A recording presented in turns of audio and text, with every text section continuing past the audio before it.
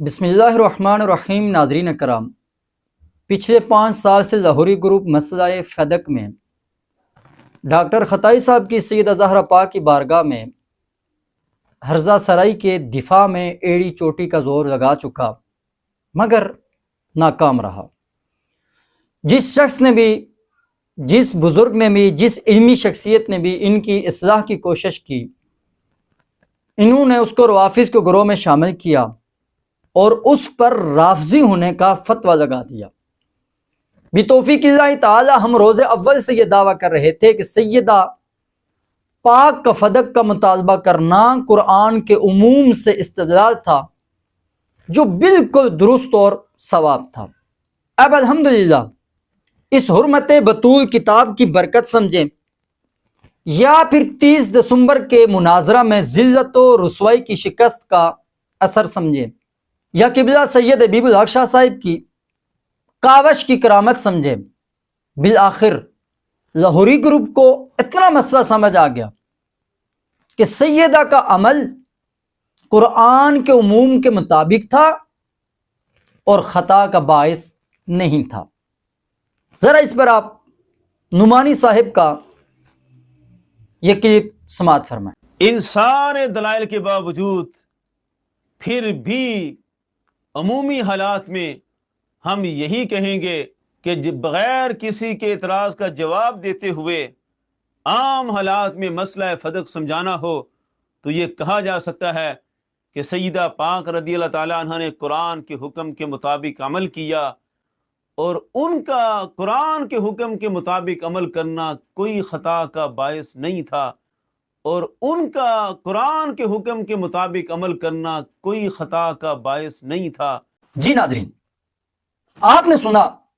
کہ یہ نعمانی صاحب کا پہلا اعتراف ہے، جس میں نعمانی صاحب خود اعتراف کر رہے ہیں کہ عام حالات میں مسئلہ فدق سمجھانا ہو تو یہ کہا جا سکتا ہے کہ سیدہ پاک نے قرآن کے عموم کے مطابق عمل کیا تھا، اور ان کا قرآن کے حکم کے مطابق عمل کرنا خطا کا باعث نہیں تھا۔ ہم بھی آپ کی طرف سے رافضیت کے راکٹ لنچروں کے سامنے سینہ تان کر کھڑے رہے اور پچھلے 5 سال سے یہ کہہ رہے تھے کہ سیدہ کا عمل قرآن کے عموم کے مطابق تھا اور درست تھا، اور آپ کے نزدیک ہم رافضی تھے۔ نعمانی صاحب، اب آپ کا اپنے متعلق کیا خیال ہے؟ کتنی اچھی بات ہوتی آپ تھوڑا سا اضافہ فرما دیتے کہ ہم پہلے والے موقف پر استغفر اللہ کہتے ہیں اور اب اس نئے موقف پر الحمدللہ کہتے ہیں، تو میں سمجھتا ہوں کہ بہت سارا معاملہ یہاں پر ہی ختم ہو جاتا۔ پھر ناظرین اکرام، نعمانی صاحب نے دوسرا اعتراف کیا۔ وہ اعتراف یہ ہے کہ ہم سیدہ کے لیے خطا کا لفظ نہیں بولتے ہیں۔ ذرا سماعت فرمائیں۔ ہم خطا کا لفظ نہیں بولتے۔ جی ناظرین، اس میں نعمانی صاحب اعتراف کر رہے ہیں کہ ہم خطا کا لفظ نہیں بولتے، اور اسی بات کا اعتراف ڈاکٹر صاحب نے بھی کچھ عرصہ قبل کیا تھا۔ ذرا انہیں بھی سماعت فرمائیں۔ مقام سیدہ زہرا رضی اللہ تعالی عنہ، اس کے لحاظ سے ہم ہر وقت اس مذہب پر ہیں، بے خطا بے گناہ سیدہ زہرا رضی اللہ تعالی عنہ، یہاں تک کہ جواب دیتے وقت جو تیسرا مرحلہ ہے، جو لفظ امکان خطا اور اس پر پھر آگے اس کی تشریح کے بولے گئے، آج اس گفتگو میں میں ان لفظوں کی جگہ اور لفظ دے رہا ہوں، یعنی لفظ امکان خطا یا پھر اس کی آگے تشریح، اس کی بھی یہ بھی نہ بولے جائیں اور جواب بھی دیا جائے۔ اب ان دونوں شخصیات کے اس بیان کے بعد یہ سوال پیدا ہوتا ہے کہ آپ اس لفظ کو کیوں نہیں بولتے اور دوسروں کو بھی بولنے کی اجازت کیوں نہیں دیتے؟ اگر آپ کے نزدیک سیدہ کی عالی بارگاہ میں یہ لفظ بولنا نامناسب ہے تو پھر ڈاکٹر صاحب جو خود بول چکے ہیں اس کا کیا حکم ہوگا؟ نعمانی صاحب، صرف کنویں سے ڈول نہ نکالیں بلکہ کتے کو بھی نکالیں۔ جو الفاظ ڈاکٹر صاحب بول چکے ہیں محل نزاع تو وہ ہیں جن کو اب آپ سیدہ کے یہ بولنا پسند بھی نہیں کرتے، تو جو بول چکے ہو تو کیا ان پر مٹی پاؤ والا معاملہ نہ کریں، بلکہ ڈاکٹر صاحب نے جو الفاظ بولے ہیں ان سے رجوع کریں۔ تب جا کر کنواں بھی صاف ہوگا, پانی بھی پاک ہوگا اور فساد بھی ختم ہوگا. ناظرین اکرام, اس پر لاہوری گروپ ایک تنگ گلی سے نکلنے کے لیے یہ موقف اپناتا ہے, چونکہ ڈاکٹر صاحب نے روافظ کے رد میں یہ الفاظ بولے تھے. اور یہ اس گروپ کا آپ تک ایک نام سمجھ لیں کہ ڈاکٹر صاحب تو روافظ کا رد کر رہے تھے اور یہ الفاظ بولے تھے. عام حالات میں تھوڑے ہی بولیں, اور ہم عام حالات میں ان الفاظ کو نہ ہم بولتے ہیں اور نہ کسی کو اس کی اجازت دیتے ہیں. اگر یہی اصول ان کا درست مانا جائے تو پھر اس اصول کے مطابق میں آپ سے یہ سوال پوچھنا چاہتا ہوں, تو کیا آپ کے نزدیک روافظ کے رد کے لیے سیدہ طیبہ طاہرہ ام الحسنین زوجہ مولا مرتضیٰ بدع رسول جگر گوشہ رسول سیدہ کائنات سیدہ فاطمہ سلام اللہ علیہا کے لیے بے ادبی اور آپ کی نسبت, آپ کی طرف خطا کی نسبت کرنا, کیا یہ جائز ہوگا؟ ذرا اس پر بھی روشنی ڈالیں. کیا تاجدار گولڈر رحمۃ اللہ تعالی علیہ روافظ کا رد نہیں فرما رہے تھے؟ تاجدار گولڈر رحمۃ اللہ تعالی علیہ روافظ کا رد بھی فرما رہے تھے, اور ساتھ آپ رحمۃ اللہ تعالی علیہ سیدہ زہرا پاک کی چادر تطہیر کا اس قدر احترام اور اس قدر لحاظ فرما رہے ہیں کہ آپ نے کسی جگہ پر سیدہ زہرا کا نام تک نہیں لیا, اور آپ نے جہاں بھی یہ مسئلہ بیان کیا آپ نے امکان کا لفظ بولا اور آپ اس کو وقوع بنا رہے ہیں. کیا اگر کوئی شخص نواسب کا رد کرنا چاہے تو نواسب کے رد کے لیے کیا آپ کے اس کو اصول کے مطابق معزز صحابہ کرام رضوان اللہ تعالی علیہم اجمعین کی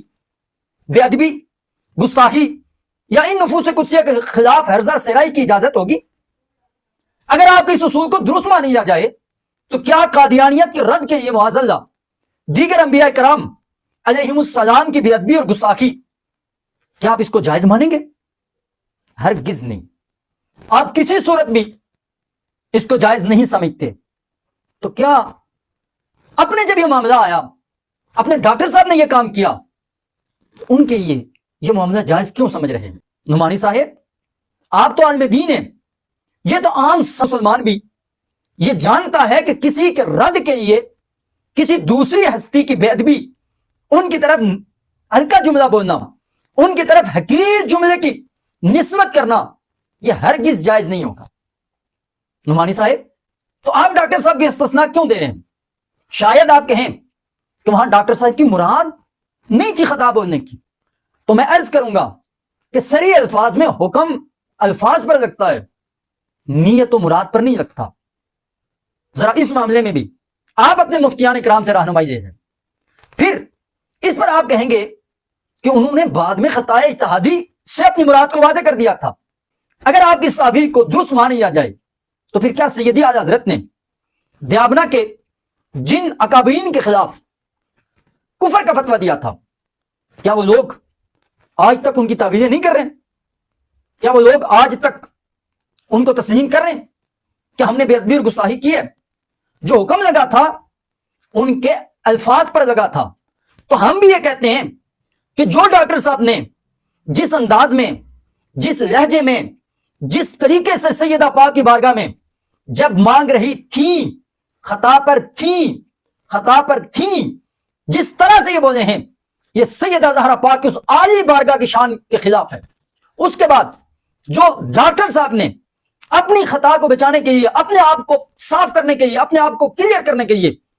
اس طرح جو تشریحات کی ہیں, مزید انشاءاللہ اس پر میں ایک مکمل ویڈیو بناؤں گا. تو میں اتنا عرض کروں گا کہ شہرت کی بلندی پل بھر کا تماشا ہے, شہرت کی بلندی پل بھر کا تماشا ہے, جس ڈال پہ بیٹھے ہو وہ ٹوٹ بھی سکتی ہے. کیا کہیں آپ ڈاکٹر صاحب کے یہ بھی عقیدہ عصمت تو نہیں رکھتے؟ اگر نہیں رکھتے تو پھر اس بات کا اعتراف کرنے میں کیا ممانعت ہے؟ اکڑنا, خطا پر ڈٹنا, اپنے سوا دوسرے کو کم تر و حقیر سمجھنا اور اپنے وقف کے سوا ہر ایک کو چیلنج کرنا, یہ بنی آدم کی خصلت تو نہیں ہے. آپ اور آپ کے ڈاکٹر صاحب اس خصلت سے محروم ہیں. ذرا تنہائی میں مشورہ دیتا ہوں, تھوڑا سا تفکرو و تدبرو. زاہد نعمانی صاحب نے ایک تیسرا اعتراف بھی کیا. الحمدللہ کتاب حرمت بطول کے مطالعہ سے نعمانی صاحب کو اتنی بات تو سمجھ آ گئی کہ عموم سے استدلال کے قانون پر اجماع تھا. آیت میراث اس کو پیش کر کے کہا کہ اس پر اجماع ہوا ہے، حالانکہ اجماع وہ قانون پر تھا کہ استدلال کرنا درست ہے۔ لیکن فرق یہ ہے کہ شاید انہوں نے سطحی طور پر اس کتاب کا مطالعہ کیا ہے، اگر پوری یکسوئی اور اصلاح کے جذبے سے اس کتاب کا مطالعہ کرتے تو جس کشف الاسرار کے متعلق نعمانی صاحب نے یہ دعویٰ کیا کہ میں دعوت دوں گا کہ کشف الاسرار پر قائم رہنا، الاسرار کو پیش کیا گیا اور اس میں اس عبارت کو پیش کیا گیا وَدَلَالَةُ صِحَّةِ مذہبنا، ہمارے مذہب کی صحت کی دلیل کیا ہے۔ اس کو اس طرح موڑا گیا کہ سیدہ پاک رضی اللہ تعالی عنہا ان کے اجتہاد کا بالکل درست ہونا، اس پر ہمارا مذہب ہے۔ عجیب منطق چلائی گئی، حالانکہ پیچھے دیکھیں کہ موضوع شروع کیا ہوا۔ اسی کشف الاسرار کی عبارت جو قبلہ سید حبیب الحق شاہ صاحب نے نقل فرمائی، اس پر آپ نے واضح طور پر یہ نقل فرمایا، نعمانی صاحب یہ اجماع صرف قانون پر نہیں تھا، بلکہ سیدہ طیبہ سیدہ فاطمہ سلام اللہ علیہا نے جو قرآن کے عموم سے استدلال کیا تھا، صحابہ کرام کا سیدہ کے اس استدلال پر یہ بھی اجماع تھا۔ آپ جو صفحہ آپ نے پڑھا ہے، صفحہ نمبر 330 آپ نے پڑھا ہے، اور چونکہ آپ نے دعوت دی ہے کہ اس پر قائم رہنا، تو میں آپ کو صفحہ نمبر 300 وہ بھی پڑھوں گا اور 322 بھی میں آپ کو پڑھ دیتا ہوں، کہ جس میں امام عبدالعزیز احمد بن محمد بخاری متوفہ 730 ہجری آپ رحمۃ اللہ تعالی نے نقل فرمایا کہ اجماع السلف علی الاحتجاج بالعموم ای بالعام الذی خص منہ فإن فاطمہ احتجت، یہ الفاظ فإن فاطمہ احتجت علی ابی بکر رضی اللہ تعالی عنہما فی میراثها من ابیہا بعموم قولہ تعالی یوصیکم اللہ فی اولادکم مع ان الکافر والقاتل وغیرہما خصوا منہ ولم ينکر احد من الصحابۃ احتجاجہا، یہاں ضمیر کا مرجع کون ہے؟ اور یہ اجماع سیدہ زہرا پاک کے استدلال پر صحابہ نے کیا تھا۔ اس کتاب کی صفحہ نمبر 330 کے یہ پڑھا ہے کہ دلالۃ الصحۃ مذہبنا اجماع السلف فی علی الاحتجاج بالعموم، لیکن آگے آپ نے نہیں پڑھا، یا اگلی عبارت آپ ہضم کریں گے؟ آگے اسی عبارت میں اسی لائن میں لکھا ہوا فإن فاطمہ رضی اللہ تعالی عنہا احتجت علی ابی بکر، کہ جو سیدہ زہرا پاک نے سیدنا ابو بکر صدیق رضی اللہ تعالی عنہ پر اپنے بابا جان کی وراثت پر استدلال کیا تھا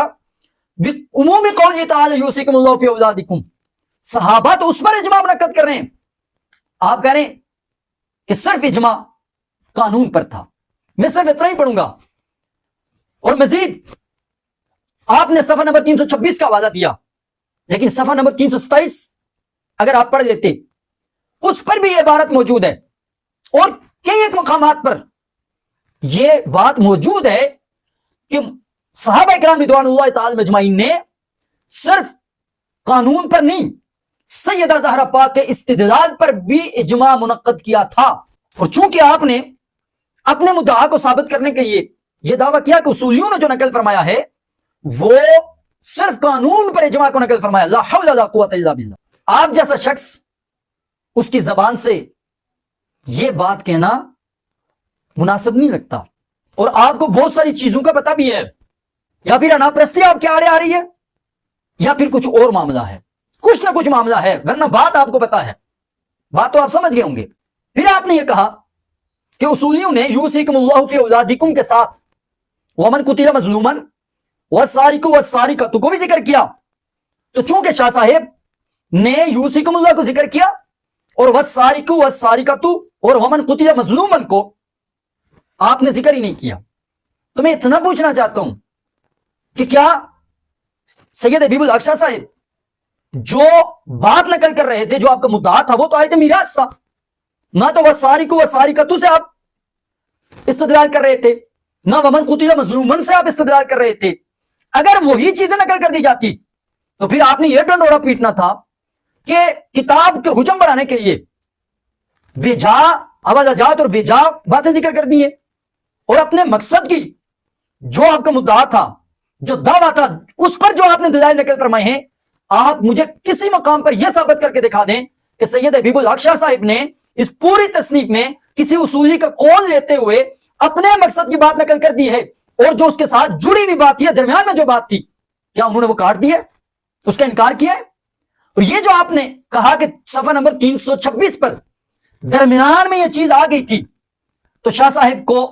مجبوراً ذکر کرنا پڑا۔ باقی اس میں یہی چلاکی دکھائی گئی کہ باقی جو مثالیں تھیں سب کو حذف کر دیا اور صرف آیت میراث اس کو پیش کر کے کہا کہ اس پر اجماع ہوا ہے، حالانکہ اجماع وہ قانون پر تھا کہ استدلال کرنا درست ہے، بس ایک مقام پر ان سے یہ حذف کرنا رہ گیا۔ یہ اپنی کتاب کے صفحہ نمبر 326 میں خود انہوں نے یہ ساری مثالیں ذکر کر دیں، چونکہ وہاں حذف کی گنجائش نہیں تھی، باقی مثالیں وسط میں تھیں، تو وہاں ذکر کرنا پڑا۔ یہ سب موجود ہے کہ جہاں آیت میراث میں عموم ہے وہاں والسارق والسارقۃ اس میں بھی عموم تھا، ومن قتل مظلوما میں بھی عموم تھا، اور یہ سارے مسائل ایسے ہیں کہ جن سے متقدمین نے لا حول ولا قوت۔ نعمانی صاحب، آپ ہمارے مزاج سے واقف ہیں، یہ ہمارا مزاج نہیں ہے کہ اپنے مقصد کی بات آئے تو اس کو لے لیا اور دوسروں کے موقف پر ہم سیاہی پھیر دیں، کالے دندے اور گورے نام، یہ ہمارا شیوا نہیں ہے۔ آپ کیوں سورج کو انگلی کے پیچھے چھپا رہے ہیں؟ یہ بیکار کوشش کر کے میں سمجھتا ہوں کہ آپ نے اپنا اور عوام کا وقت ضائع کیا۔ کم از کم کیمرے کے سامنے بیٹھ کر آپ یہ جھوٹ نہ بولتے، کیونکہ اب تو ماشاءاللہ آپ کے ریش مبارک میں کچھ سفید بال بھی تو آ چکے ہیں، ان سفید بالوں کی آپ لاج رکھ دیتے۔ اب میں اس پر آپ کی تشفی کے لیے کہوں گا کہ آپ نے صفحہ نمبر 326 کا یہ حوالہ دیا، کتنی اچھی بات ہوتی کہ آپ صفحہ نمبر 325 پڑھ لیتے، تو یہاں پر بھی اس عبارت میں یہ بات موجود ہے۔ جب اصولیوں نے اس بات کو گٹھا ذکر کیا تو واحتج علی ان المفرد المعرف بلام الجنس والجمع المضاف عام حقیقتا بان العلماء لم يزالوا يستدلون على العموم بمثل والسارق والزانی وبمثل یوصیکم اللہ فی اولادکم۔ پھر آپ اگر اس کتاب کو اصلاح کے جذبات سے اور واقعتاً پوری یکسوئی کے ساتھ اس کا مطالعہ فرماتے تو صفحہ نمبر 341 پر بھی یہ بات موجود ہے، صفحہ نمبر 342 پر بھی یہ عبارت موجود ہے، صفحہ نمبر 348 پر بھی یہ عبارت موجود ہے، صفحہ نمبر 350 پر بھی ہے، صفحہ نمبر 353 پر بھی ہے، اور اس کے علاوہ کئی ایک مقامات پر قبلہ شاہ صاحب نے جب کسی اصولی نے یہ پوری بات نقل فرمائی تو آپ نے کسی مقام پہ وسارقو اور قتیلہ کو حذف نہیں کیا۔ نعمانی صاحب ہوں یا ان کا کوئی ہمنوا دوسرا ہو، ایک ان کی یہ پکی روٹین ہے کہ ہر ویڈیو میں وہ ایک نہ ایک پینترا ایسا ضرور بدلتے ہیں کہ جس سے عوام، اہل علم اور علماء کی توجہ اصل مقصد سے جو ڈاکٹر صاحب نے سیدہ کی جانب خطا کی نسبت کی ہے، ضم کی نسبت کی ہے، جب مانگ رہی تھی خطا پر تھی، اور پھر جو اپنا قول خطا پر تھی بولا تھا، اور پھر اس کے بعد ایک مولوی صاحب کی آڈیو کا سہارا لے کر خطائی تعدی کی طرف جو آپ نے رجوع کیا تھا، ان تمام باتوں سے توجہ ہٹانے کے لیے اس ویڈیو میں بھی آپ نے مسئلہ اجتہاد کو زیر بحث لایا، اور مثال آپ نے سیدنا حضرت امیر معاویہ رضی اللہ تعالیٰ عنہ کے اجتہاد کی دی ہے، جس میں آپ خود اعتراف کر رہے ہیں کہ حضرت امیر معاویہ رضی اللہ تعالیٰ عنہ کی خطا کو اجتہادی خطا امت نے کہا ہے۔ آگے مجدد صاحب علیہ رحمہ بھی فیصلہ فرماتے ہیں کہ جمہور امت ان کا یہ فیصلہ ہے کہ حضرت معاویہ رضی اللہ تعالیٰ عنہ سے خطا اجتہادی ہوئی۔ یہ نقطہ بھی بڑا قابل غور اور سمجھنے کا ہے۔ تو میں آپ سے اتنا ہی پوچھوں گا کہ سیدہ زہرا پاک کے عموم قرآن سے استدلال کو امت نے خطا کہا ہے؟ کیا حضرت معاویہ رضی اللہ تعالیٰ عنہ کے اجتہاد پر صحابہ کا اجماع تھا؟ جبکہ سیدہ زہرا پاک سلام اللہ علیہ کے استدلال پر صحابہ متفق تھے۔ آپ پر میرا سوال قرض ہے کہ کیا سیدنا حضرت امیر معاویہ رضی اللہ تعالیٰ عنہ نے عموم قرآن سے استدلال کیا تھا؟ اگر آپ کہیں کہ جی ہاں ومن قتل مظلوما کو عموم سے انہوں نے استدلال کیا تھا، تو پھر میں اتنا پوچھوں گا، اس آیت کے 3 حصے ہیں، محکوم فی، محکوم لہو اور محکوم بھی۔ حضرت امیر معاویہ رضی اللہ تعالیٰ عنہ نے اس میں سے کس سے استدلال کیا تھا؟ میں جواب کا منتظر رہوں گا. اور آخر میں اتنا بھی کہوں گا کہ سیدہ کا استدلال تو مخصص سننے سے پہلے کا تھا. تو کیا حضرت امیر معاویہ رضی اللہ تعالیٰ عنہ کا استدلال مخصص سننے سے پہلے تھا؟ دوسرا، سیدہ زہرا پاک سلام اللہ علیہا مخصص سن کر اس پر راضی ہو گئی تھی، تو پھر سیدہ فاطمہ سلام اللہ علیہا کا اجتہاد کس معنی میں ہوا؟ نعمانی صاحب اپنے ڈاکٹر صاحب کو بچانے کے لیے روافظ اور خوارج کے دسترخوان سے حکم نہ دیں، بلکہ یہ اعتراف کریں کہ ڈاکٹر صاحب سے خطا ہوئی ہے. ان کی ایک خطا کو بچانے کے لیے مزید خطائیں ہرگز نہ کریں. اللہ کو جان دینی ہے. سیدہ زہرا پاک کے بابا کے سامنے قبر میں بھی پیش ہونا ہے، کل حشر میں بھی ان کی شفاعت کا طالب ہونا ہے، حوض کوثر پہ بھی جام کوثر نوش کرنا ہے. وہاں ہم کیا جواب دیں گے کہ کیا ہم زندگی میں آپ کی رختہ جگر نور نظر اور آپ کی بیٹی پر خطا ثابت کرنے کے لیے ہم سارا کچھ صرف کرتے رہے؟ خدا را اس انا پرستی کو چھوڑیں. شاید آپ یہ کہیں کہ میں انا پرستی کا مریض ہوں، آخر میرے مزاج میں کیوں کوئی دخل دے؟ لیکن ہم دخل دیں گے. آپ کو یہ دعوت دیتے رہے، آپ کو یہ دعوت دیتے رہیں گے، شاید کہ اتر جائے تیرے دل میں میری بات. السلام علیکم ورحمۃ اللہ.